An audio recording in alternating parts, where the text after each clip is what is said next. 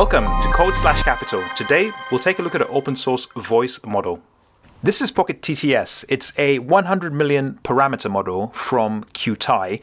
Kyutai, if I'm pronouncing that right, is a Paris-based non-profit AI lab whose mission is to democratize AGI. So this is a open source model that generates speech from text, and it runs locally. So it doesn't need a GPU, it just runs on a CPU on your laptop or computer. I'll show you how it works, and I'll talk about the implications shortly afterwards. Okay, so let me just create a folder for the demo, and we'll navigate to that folder immediately. And then I'll just initialize the project. It'll be a Python project. And then let's add the Pocket TTS library and the Hugging Face library as well, because actually we'll need that later on for voice cloning. Let's now start the Pocket TTS server using UV. This means we can now actually start generating speech locally. So I'll just wait for that to load. Here we go. So we've got the server running locally.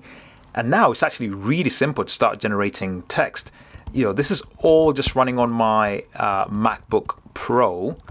And, I'm not paying any API fees. I'm not pinging an external service. It's just running on the CPU. Hello world. I'm a locally generated synthetic voice. Great. It's fast. Really fast. Let's now do a voice clone. Now, this is for educational purposes, and I will just use my voice. To be able to do that, we need to have access to Hugging Face. So if you go to Hugging Face, you can generate an access token, and that will enable you to get the voice cloning model weights. So to be able to download that, make sure you generate an access token. So once I have that, we'll go on to the next step. I'll get the server running again and open up the web page. And here, all we have to do actually is just find a sample of the voice that you want to clone. This is one I recorded of myself earlier.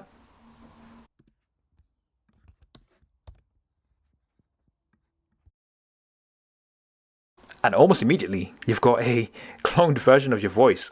Everything is running locally. There's nothing being sent into the cloud.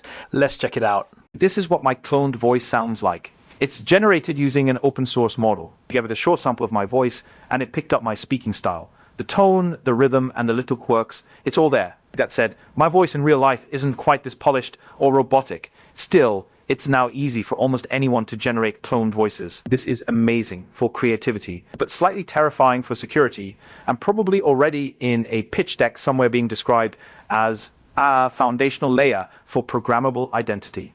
Back to the real voice. Thanks for watching. Until next time.